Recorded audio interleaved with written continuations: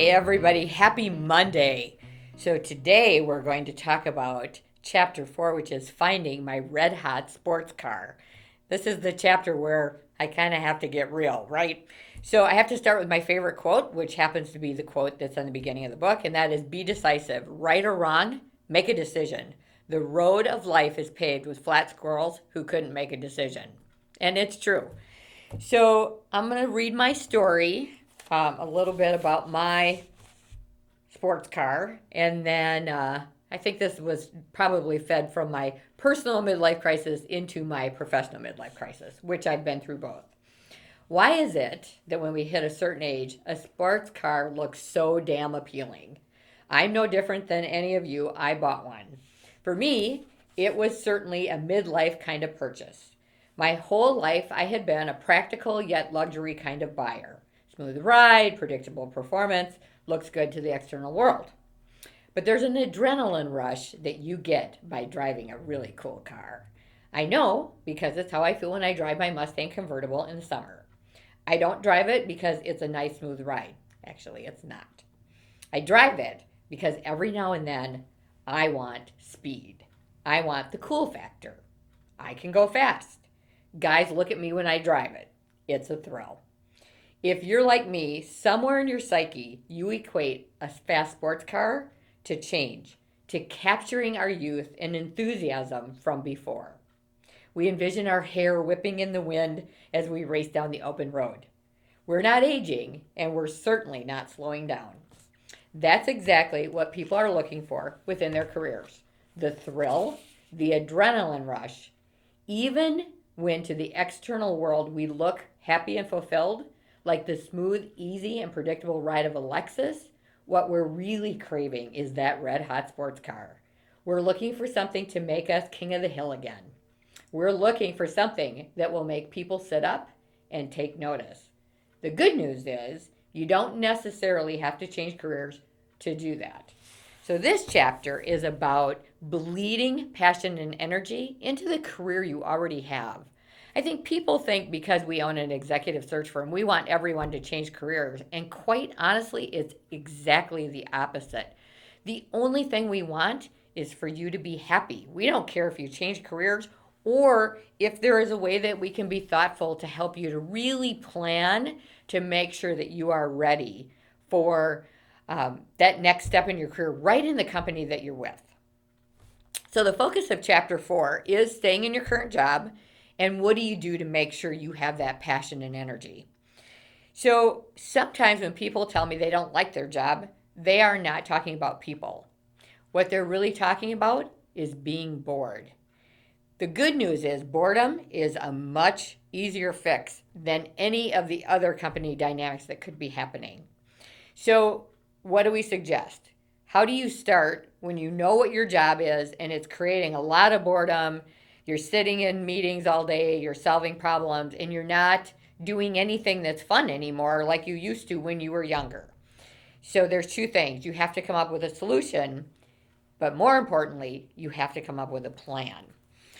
I want to read you a little bit about what that looks like and a gentleman who actually came to see us at ERG, what we suggested that he do. So whether it's because of people or boredom, it takes a lot of courage when you're struggling to admit that you are struggling, especially to a peer leadership team. Even if your struggles are not affecting your performance, which most likely they're not, people are afraid to open that can of worms for fear the leadership team will say, we feel the same way and we think it would be better if we part ways. And let's admit it, nobody wants to admit that they're struggling. So I know you have often heard, don't ask the question if you don't want to know the answer. That's why you have to be prepared with your own answers or what the solution will look like.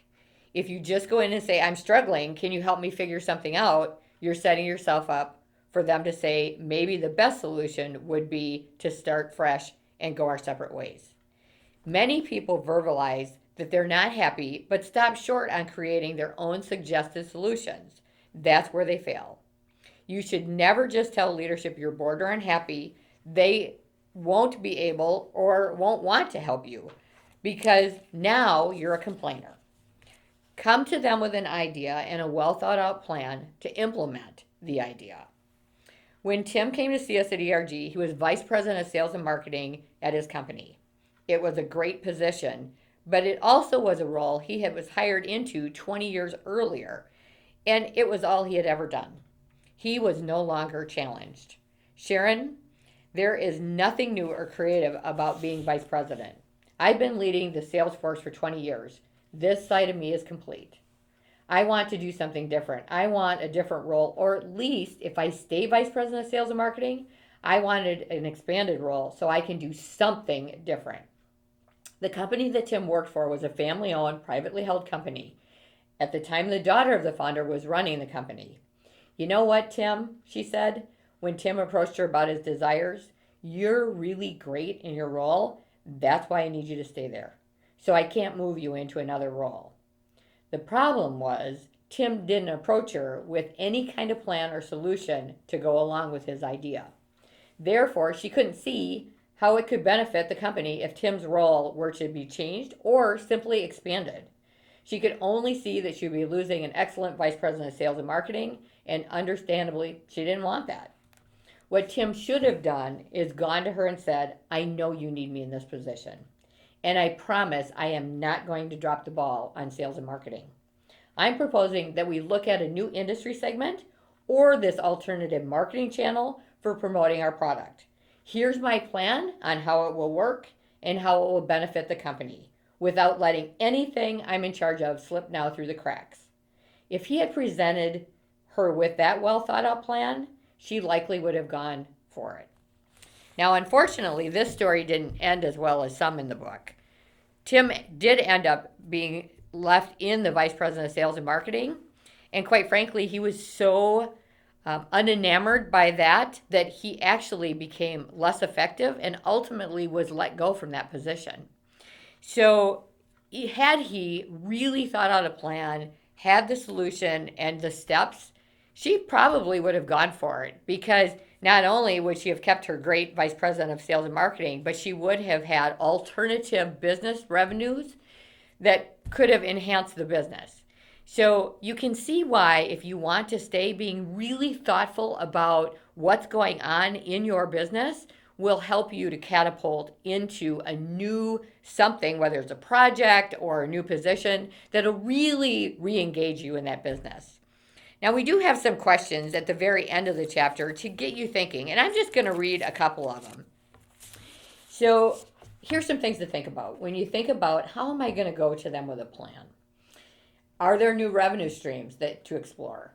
You know, in business, we're always trying to figure out what are other ways that we can capitalize on revenue, capitalize on profit. So are there additional revenue streams that you see competitors doing? There's gaps in the business that you can explore. Is there another platform on which the company could be operating? Is there a product or service that would enhance your already existing business? Is there an area where the business is struggling? Again, sometimes as leaders, we are so close to it that we can't see that lens of what is a simple solution to make the business actually perform better. You maybe can see it clearly. Come to the leadership team with a well thought out plan. Or the other thing you can do is help other people to get what they want. The Zig Ziglar quote, if you help enough people to get what they want, you ultimately will get what you want. It's very true. Are there other departments that are struggling that you could offer help? Every company has issues. Analyze what's going on and offer up different departments by utilizing your natural gifts.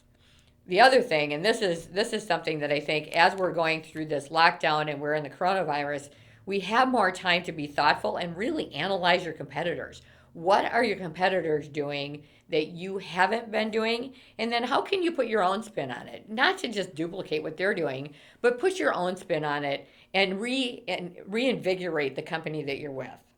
You should learn the trends of your industry. Right now, we're trying to be thoughtful of what we see happening within our industry and be kind of an advisor and a beacon to let people know who don't always have time to understand what's going on, be willing to share information.